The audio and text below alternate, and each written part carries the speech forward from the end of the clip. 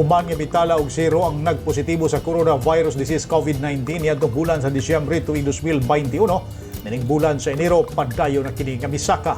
Sa bulletin nga gipagawa sa Integrated Provincial Hospital Office IPHO, ang Misamis Occidental sa pagkakaroon adunay 649 ka kaso sa COVID-19.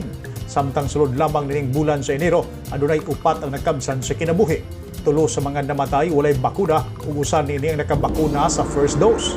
Tungod niini ang Misamis Occidental sukad pagsugod sa pandemic, adunay 10,056 ang kinatibuk-ang kaso. 8,855 ang nakarecover samtang 552 ang nakabsan sa kinabuhi. Nasayran nga 3 sa mga government official sa Misamis Occidental ang nagpositibo usab sa COVID-19 nini lamang bulan sa Enero. Kini naglakip nila ni Oroqueta City Mayor Lemuel Acosta, Misamis Occidental Governor Philip Tan ug Misamis Occidental 1st District Representative G. Guti. Ang mao mga opisyal fully vaccinated ug nakapa-booster shot na usab.